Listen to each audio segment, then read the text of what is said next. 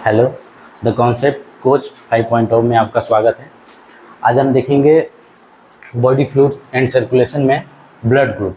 Blood group ना तो ये केवल साइंस के लिए, सब्जेक्ट के लिए इम्पोर्टेंट है, ये डेली लाइफ एक्टिविटी में भी ये बहुत इम्पोर्टेंट रोल प्ले करता है कि कब किसी को ब्लड चढ़ाना है, कब कौन से ग्रुप वाले किसको ब्लड दे सकते हैं, इनके बारे में थोड़ा डिटेल में पढ़ेंगे। आइए चलते देखते हैं कि कितने तरह के ब्लड होते हैं। एक होता है ए, फिर एक होता है बी, फिर एक होता है ए बी और एक होता है ओ। ए बी, ये ब्लड ग्रुपिंग जो होता है ये हमारे आरबीसी पे पाया जाने वाला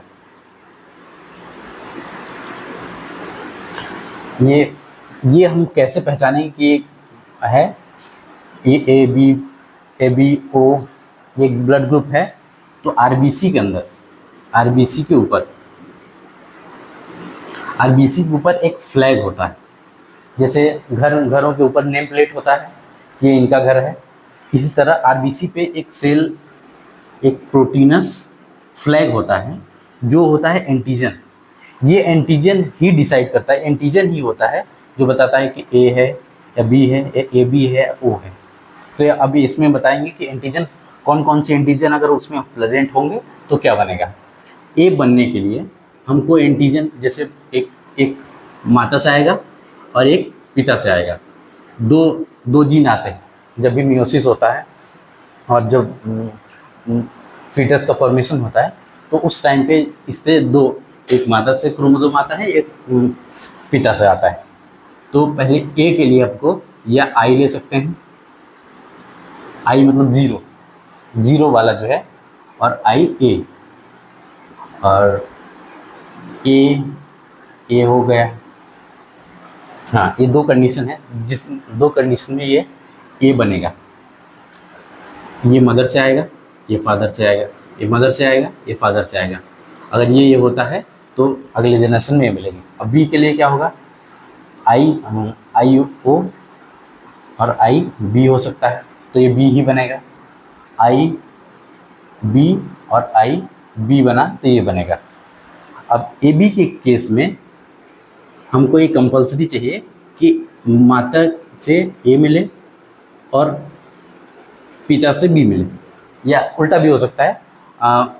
ये भी कैसे हो सकता है कि मदर से बी मिल जाए और फादर से ए मिल जाए, ठीक है।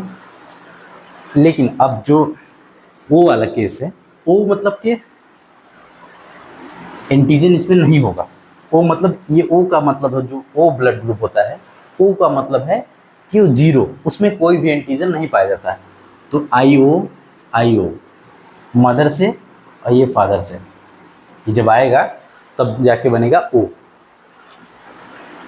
अब देखते हैं कि पूरी तरह से कि अगर किसी माता पिता का ब्लड ग्रुप क्या है, उनके जीन्स कैसे हैं, उसके हिसाब से कैसे ये इसको अरेंज करेंगे। तो ये एक फ्लैग है, आरबीसी के ऊपर होता है, और इसी का एक होता है एंटीबॉडी।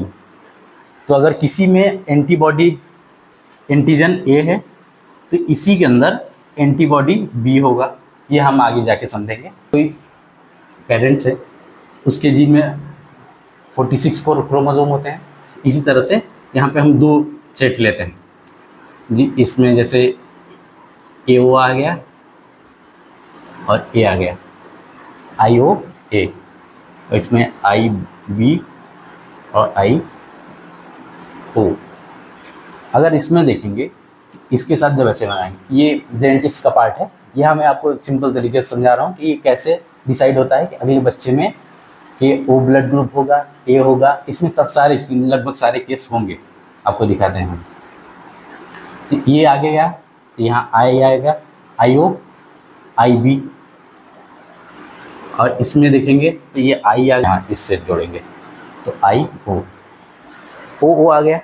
अब इससे जो रिजल्ट मिलेगा ना, इसमें इसका मतलब तो कोई एंटीजन नहीं है, तो क्या करें, ये डायरेक्ट ये बी ब्लड ग्रुप हो जाएगा। और इसमें दोनों में कोई एंटीजन नहीं है, तो मतलब जीरो है, एंटीजन है ही नहीं, तो ये इसमें क्या हो जाएगा, ओ ब्लड ग्रुप। अब इसमें देखेंगे कि ये आया और इससे मिला दी, अगर इससे मिलाएंगे तो बनेगा IAIO, ये आ गया। अब इसमें एक ही एंटीजन है, ये तो जीरो है, इसका कोई मतलब ही नहीं है, तो ये हो जाएगा ए ब्लड ग्रुप।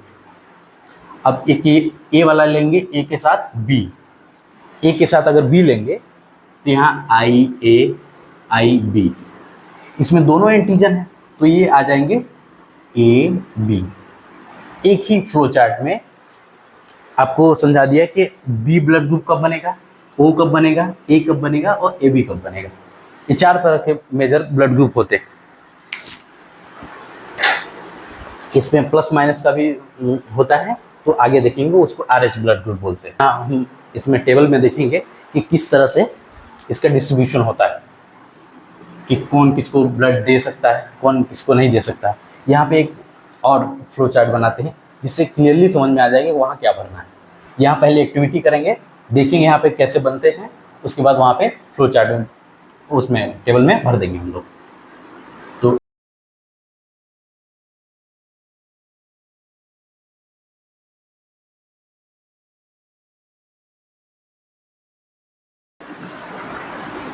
ये ए वाला ए को ब्लड दे सकता है, ये ए वाला इसको ब्लड दे सकता है, ठीक। ये बी वाला ये बी को ब्लड दे सकता है, बी वाला बी को ब्लड दे सकता है, ठीक। अब ओ वाला ओ को ब्लड दे सकता है और ये ओ ब्लड को दे सकता है। ए वाला जो है वो बी को भी ब्लड दे सकता है, ए बी को भी ब्लड दे सकता है, और बी वाला भी ए बी को ब्लड दे सकता है। ओ वाला भी ए बी को ब्लड दे सकता है।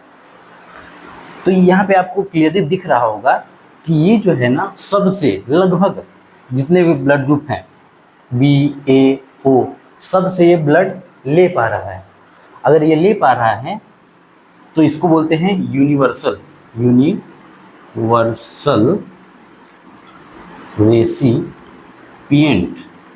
ये यूनिवर्सल रेसिपिएंट हो गया। और ये वाला क्या कर रहा है, इसको भी दे सकता है, ये इसको भी दे सकता है और इसको भी दे सकता है, मतलब ये सबको दे रहा है।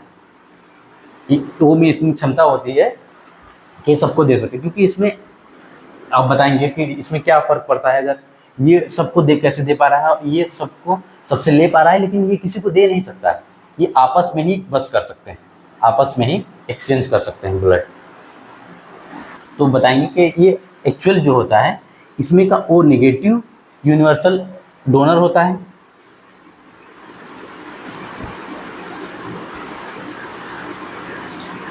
और AB में जो है AB प्लस, अभी हमने RH फैक्टर नहीं पढ़ा है इसलिए मैं प्लस को यहाँ कंसीडर नहीं कर रहा हूँ। तो ये हो गया यूनिवर्सल डोनर, ये सबको दे पा रहा है ब्लड, तो ये हो गया यूनिवर्सल डोनर। और ये सबसे ब्लड ले पा रहा है तो ये यूनिवर्सल रेसिपिएंट। तो क्या होता है कि ये इसको दे पा रहा है, ये इससे ले पा रहा है लेकिन इससे नहीं ले पा रहा है, और इससे भी ये ब्लड नहीं ले पा रहा है। इसके पीछे रीज़न क्या है कि एक होता है एंटीजन, हमने बताया, जो कि होता है RBC पे होता है। और हमने कल आपको पढ़ाया था कि ब्लड के 2 कंपोनेंट होते हैं, 2 भागों में हमने डिवाइड किया था। तो एक हो गया प्लाज्मा और एक होता है फॉर्म्ड एलिमेंट। फॉर्म्ड एलिमेंट में RBC का मतलब है कि रेड ब्लड क्लास सेल्स, और इसको लाल रक्त कणिका भी बोलते हैं। और दूसरा होता है WBC, वाइट ब्लड कार्पल्सेस, उसको हिंदी में कहते हैं श्वेत रक्त कणिका। और एक होता है प्लेटलेट्स। तो अब जो प्लाज्मा है, प्लाज्मा कितना पार्ट है, 55% पार्ट है। तो प्लाज्मा में पाया जाता है दूसरा एंटीबॉडी। अब हम यहाँ पे देखेंगे तो ये पता चलेगा कि कौन क्यों नहीं किसी को दे सकता है। ब्लड ग्रुप अगर किसी का A है तो उसका एंटीजन कौन सा होगा, A होगा, बिल्कुल होगा। एंटीबॉडी कौन सा होगा, तो इसके उल्टा एंटीबॉडी होता है। अगर ये A है तो ये B वाला होगा। और डोनर ग्रुप पहले यहाँ देखते हैं, फिर डोनर ग्रुप में जाएंगे। अगर ये B है तो यहाँ ये B आएगा, एंटीजन क्योंकि B है, और इसका एंटीबॉडी A हो जाएगा। इसको दे कौन सकता है, तो A दे सकता है और O दे सकता है। ये 2 से ब्लड ले सकता है। अब आ जाते हैं ए बी पे। तो इसमें एंटीजन कौन से होंगे? ए भी होगा और बी भी होगा, लेकिन इसमें एंटीबॉडी नहीं होंगी। ठीक, एंटीबॉडी नहीं है, तो ये ब्लड सबसे ले सकता है, ए से ले सकता है, बी से ले सकता है, ए बी से ले सकता है और ओ से भी ले सकता है। और ये बी वाला, अगर ये बी, इसका बी एंटीजन है, ये बी से ले सकता है और ओ से ले सकता है। अब आते हैं ओ पे। तो इसमें एंटीजन ही नहीं होगा। अगर ये जीरो है, जीरो में मैंने बताया कि ये जीरो जो है ये ऐसे कह देते हैं जीरो, लेकिन एक्चुअल ओ कह देते हैं, लेकिन एक्चुअल इसका मतलब जब देखेंगे तो जीरो, इसमें कोई भी एंटीजन नहीं है, इसलिए इसको ओ का नाम दे दिया गया। तो इसमें कोई एंटीजन नहीं है, तो ये जीरो, कोई एंटीजन नहीं। लेकिन इसमें एंटीबॉडी ए भी है और बी भी है, और ये किससे ब्लड ले सकता है? केवल ओ से ले सकता है। एंटीबॉडी और एंटीजन क्या करते हैं कि ये एक दूसरे से जुड़ते हैं। जब भी अगर एंटीजन किसी में ए है और इसमें एंटीबॉडी बी है, तो अगर आप एक बी वाले का ब्लड उठा के इसमें डाल दिए ए वाले में, किसी का ए ब्लड ग्रुप है, जैसे मेरा ओ है, तो मेरी ये टेंडेंसी है कि वो पॉजिटिव है, तो मैं सभी पॉजिटिव वाले जितने हैं, ए को भी दे सकता हूँ, बी को भी दे सकता हूँ, ए बी को भी दे सकता हूँ और ओ को भी दे सकता हूँ। इसी तरह का कोई ए वाला है, सिंपल समझाता हूँ, अब इधर कॉम्प्लिकेट कर जाएंगे कि क्या बता रहे हैं। अगर कोई ए वाला है, इसको आप जैसे ए वाला है, इसमें एंटीजन जो होगा ए होगा, एंटी बॉडी जो होगा वो बी होगा। एंटीबॉडी क्या होता है? अगर ये बी वाले का ब्लड इसमें ट्रांसफ्यूज कर दिए, अगर इसको दे दिए, तो ये एंटीबॉडी से रिएक्ट कर जाएगा। एंटीबॉडी से रिएक्ट कर जाएगा तो तुरंत ब्लड जो है कोंगुलेट होने लगेगा, जम जाएगा तो डेथ होने की भी संभावना है। तो इसलिए हम पहले ब्लड ट्रांसफ्यूजन के पहले पूरा चेक करते हैं कि कौन सा ब्लड ग्रुप है और उसमें RH फैक्टर क्या है। तो RH फैक्टर अभी आप लोगों को लग रहा होगा कि RH फैक्टर क्या है, तो आगे जाके पढ़ाएंगे। चलिए एक एग्जांपल से देखते हैं कि या किसी पेरेंट का क्या कोई ब्लड ग्रुप है तो बच्चे में क्या क्या पॉसिबिलिटी हो सकती है। जैसे एक पेरेंट्स है, एक मदर है और एक फादर है। फादर के पास जो जीन है, एक्चुअल ब्लड ग्रुप तो हम बताए थे कैसे बनता है, दो अगर ये है और ये बी है तो ये बन जाएगी बी। इस तरह से हम ब्लड ग्रुप नहीं ले रहे हैं, हम उनके अंदर का जीन ले रहे हैं कि जीन कैसा होगा, उसके हिसाब से हम बता सकते हैं कि अगला बच्चे का जो होगा वो क्या क्या पॉसिबिलिटी है। तो पहले देखिए, जो पिछले बारे में बताया था उसमें सारी चीज़ें कवर हो गई थी। अगर यहाँ पे ले लिए हम आई और ये ले लिए ए, और पिता का है आई और ये ले लिए बी। तो जिस तरह हमने बताया था कि पहले ये यहाँ इसको इससे जोड़ेंगे। अगर ये जब क्रॉसिंग ओवर होता है तो क्या होता है कि गेमिट में, जब भी गेमिट बनता है और फ्यूजन के लिए गेमिट में इनमें से एक ही जीन जाएगा। ये डिप्लॉयड होता है, 2n डिप्लॉयड होता है, इसमें से हैप्लॉयड ही गेमिट में पार्टिसिपेट करता है। इनमें से केवल एक जाएगा। अगर ये ए जाएगा आई वाला, या जाएगा ए वाला, और इसमें से जब जाएगा या तो वो वाला जाएगा या बी वाला जाएगा। तो जब अगर इसके साथ ये वाला चला गया तो बन जाएगा क्या, आई, इसका ब्लड ग्रुप बन जाएगा ओ। अब दूसरा देखते हैं कि यही आई के साथ अगर बी चला गया तो आई और ये बी, तो इसका ब्लड ग्रुप हो जाएगा बी। अगर अब ये ए गया, आई ए और आई ओ, तो ये बन जाएगा ए ब्लड ग्रुप। ए के साथ अगर बी चला गया, आई ए आई बी, तो ये हो जाएगा ए बी। अगर किसी दो पेरेंट का अगर ये वाले अगर जीन होंगे, ये वाला अगर जीन होता है उसमें सारे वेराइटी के ओ भी बन सकता है, बी भी बन सकता है, ए भी बन सकता है, ए भी ओ भी बन सकता है। अगर इसमें हम थोड़ा बदलाव कर दें कि जो दोनों पेरेंट है, एक लोगों का अगर ओ है, इनका ब्लड ग्रुप ओ है, मतलब ओ आएगा तो आई आई दो आ जाएंगे, और इसमें आई ए। तो इसमें क्या पॉसिबिलिटी बनती है देखते हैं। इसके साथ अगर ये जाएगा तो ये आई आई, तो ये से क्या बन जाएगा ओ। फिर अगर इसके साथ जाएगा तो ये भी सेम ही बनेगा, सेम ही है ओ, लेकिन ये इसके साथ जाएगा तो ए बनेगा। इसमें ब्लड ग्रुप ए, और ये इससे फिर मिलेगा तो ये भी ब्लड ग्रुप ए ही बनेगा। तो इसमें दो ही पॉसिबिलिटी है। अगर ये किसी का जीन है दो पेरेंट का, तो उसमें बच्चे का या तो ओ आ सकता है, और इसमें पॉसिबिलिटी भी निकाल सकते हैं कि एक दो मतलब 50-50 पॉसिबिलिटी है कि 50% क्या बन सकता है ए, और 50% पॉसिबिलिटी है कि बन जाएगा क्या ओ। ठीक है, चलिए अब आगे देखते हैं।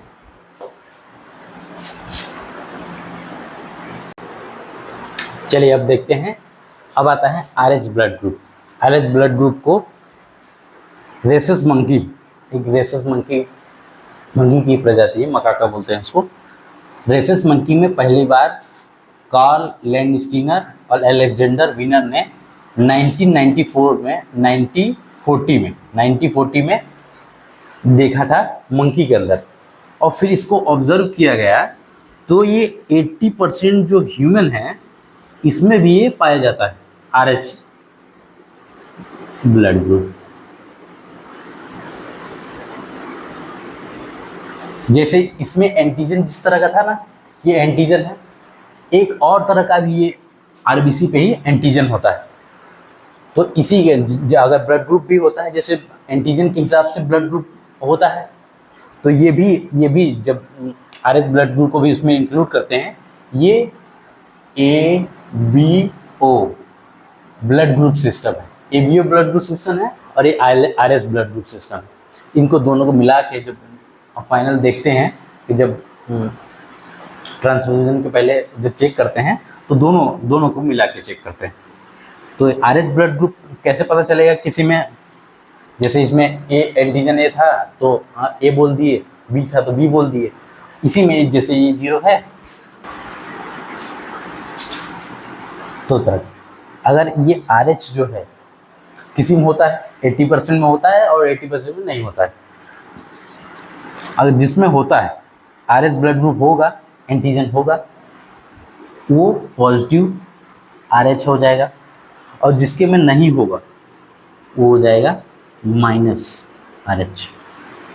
इसी तरह जब इनको इसमें शामिल करेंगे तो एक हो जाएगा ए, और एक हो जाएगा A+, और एक हो जाएगा A-। इसी तरह से अगर ये कितने तरह के हैं, 4 तरह के ब्लड ग्रुप हैं, तो इसको ये दो कंडीशन है, तो इसको 2 से मल्टीप्लाई कर देंगे तो ये 8 तरह का ब्लड ग्रुप बन सकता है। नॉर्मली तो ABO ग्रुप में हम 4 ही देखते हैं, लेकिन जब RH को उसमें इंक्लूड कर देंगे तो ये 8 तरह का ब्लड ग्रुप सिस्टम बन सकता है। ठीक है, ये वाला अगर ये किसी का A ब्लड ग्रुप है, उसको B वाला हम अगर ब्लड चढ़ा दें तो वो क्या होता है, क्लम्प कर जाता था, जम जाता था, कोगुलेट हो जाता था। तो इसी तरह अगर A+ वाला है, मतलब इसके पास है ऑलरेडी, और जैसे ही इसको इसमें माइनस वाले में एक्सपोज करेंगे ना, एक बार एक्सपोज कर दें मतलब उसको थोड़ा सा मिलाए, तो ये क्या है, इसके खिलाफ, जैसे ये एंटीजन था तो इसके खिलाफ भी RH, ये RH वाला RH एंटीबॉडी बनाने लगता है। अब इसको जब भी कोई मदर प्रेग्नेंट होती है तो उसमें 2 केस होते हैं।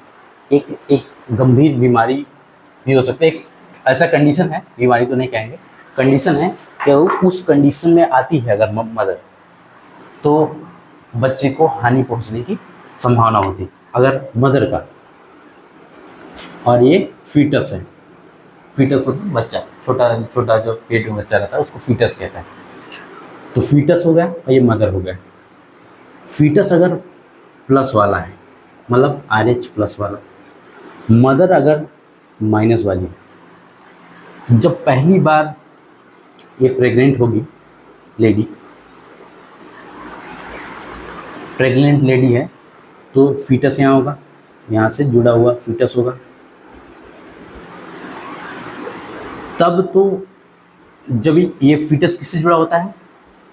प्लेसेंटा से। ये प्लेसेंटा से जुड़ा होता है। फीटस प्लेसेंटा से जुड़ा होता है, तो मदर का जो ब्लड होता है और जो फीटस का ब्लड होता है, फीटस का ब्लड होता है, ये दोनों मिक्स नहीं होते प्लेसेंटा के कारण। यहाँ पे फूड, ऑक्सीजन, सब चीज़ इससे ट्रांसपोर्ट होती है, बेबी को मिलती रहती है जितना उसको ज़रूरत है। लेकिन यहाँ से ये दोनों ब्लड मिक्स नहीं होते हैं, ये अलग ब्लड है, ये अलग ब्लड है। तो फर्स्ट प्रेगनेंसी में ये दिक्कत नहीं आती है क्योंकि सब अलग अलग है। लेकिन जब डिलीवरी होता है, डिलीवरी के टाइम बहुत सारा ब्लड लॉस होता है। उस टाइम पे क्या होता है, प्लेसेंटा जो हाँ, इसको बाद में काटना पड़ता है और मदर का भी बहुत सारा ब्लड निकलता है, दोनों ब्लड निकलते हैं। तो क्या होता है कि अगर फीटस का जो ब्लड है वो मदर के ब्लड के कांटेक्ट में अगर आ गया तो क्या बनाने लगेगा? RH एंटीबॉडी बनाने लगेगा। अगर एक बार एंटीबॉडी बनाने लगा तो क्या होगा कि नेक्स्ट प्रेगनेंसी, सेकेंड प्रेगनेंसी जब होगी ना, तो क्या होगा, बच्चा अगर जब वो पेट में रहेगा तो क्या होगा, किसी तरह से अगर जो मदर ब्लड है वो फीटस में कि कांटेक्ट में आ गया, उसी तरह से कांटेक्ट में आ गया, तो इसको दो कंडीशन हो सकती है। एक होता है एनीमिया। एंटीबॉडी जो एंटीबॉडी होता है, अगर उसके एक्सपोजर में आएगा, एंटीजन वाले के फीटस के एक्सपोजर में, अगर ब्लड के एक्सपोजर में आएगा ना, तो वो क्या करता है कि RBC को मारने लगता है। तो मैंने पिछले वीडियो में बताया था कि RBC की कमी से एनीमिया होता है। अगर वो RBC को मारने लगेगा तो उसको ये एनीमिया की कंडीशन हो सकती है।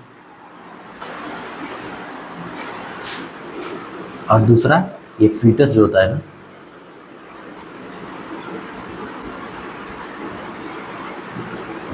फीटस डिस्ट्रॉय हो जाएगा, मर जाएगा वो बच्चा पेट में। तो ये आपको अगर ये नहीं समझ में आया होगा कि अगर एंटीबॉडी बनने लगी, इसका RH वाला है, पॉजिटिव है, इसके कांटेक्ट में आया, इसके पास नहीं है एंटीजन, इसके पास नहीं है, लेकिन इसके जैसे कांटेक्ट में आएगा फर्स्ट प्रेगनेंसी में, सेकेंड प्रेगनेंसी है, तो फर्स्ट प्रेगनेंसी में अगर कांटेक्ट में आ गया तो इसके खिलाफ ये बनाने लगा एंटीबॉडी। तो वो और एंटीबॉडी एक बार बन गई किसी भी चीज़ में, जैसे हम कोरोना की वैक्सीन लगवाएं, तो कोरोना की वैक्सीन की एक बार लगा लिए तो पहले से हम उसको एक्सपोज कर दिए, तो उसके जो भी वायरस आने वाला है उसके खिलाफ जो है पहले से ही जो सैनिक है वो तैयार हो गए हैं। इसलिए जब आगे कोरोना आएगा तो हमको ज़्यादा इफेक्ट नहीं कर पाएगा। इसी तरह से ये अपने सेफ साइड में, इसका ये नेचर ही है, तो ये सेफ साइड में अपने अंदर ये RH की एंटीबॉडी बना लेगी। तो सेकेंड प्रेगनेंसी में ये दो केस जो है, या तो फिल्टर डिस्ट्रॉय हो जाएगा या तो फिर एनीमिया हो जाएगा, सीवियर एनीमिया होने में बहुत ज़्यादा दिक्कत है, क्योंकि जब तक ब्लड ऑक्सीजन का ट्रांसपोर्ट नहीं होगा तो आगे जाके दिक्कत हो सकती है। तो अब ये है कि भाई अगर मान लीजिए कि अगर दो पेरेंट्स ऐसे हैं जिनके में क्या हो गया कि एक मदर जो है माइनस है और ये फादर को भी ये ले सकते हैं, तो फादर से ही आएगा प्लस वाला। तो फादर के केस में जो है अगर ये हैं तो ऐसा थोड़ी है कि आप शादी नहीं करेंगे। इसके लिए एक उपाय डॉक्टरों ने ढूंढा, साइंटिस्ट ने ढूंढा कि क्या करेंगे, जो फर्स्ट प्रेगनेंसी होगा ना, फर्स्ट प्रेगनेंसी, उसमें क्या करेंगे, प्रेगनेंसी के टाइम पे जब डिलीवरी होने लगेगी, डिलीवरी के टाइम पे ही ये क्या करते हैं, -RH एंटीबॉडी जो है मदर को लगा दिया जाता है ड्यूरिंग डिलीवरी। डिलीवरी के टाइम पे RH एंटीबॉडी उसको लगा दिया जाता है, तो फिर सेकेंड वाली भी प्रेगनेंसी में आपको इस तरह की दिक्कत नहीं फेस करना पड़ेगा। ठीक है, ठीक है, दैट्स ऑल, आज के लिए इतना ही है। आई होप आपको समझ में आया होगा।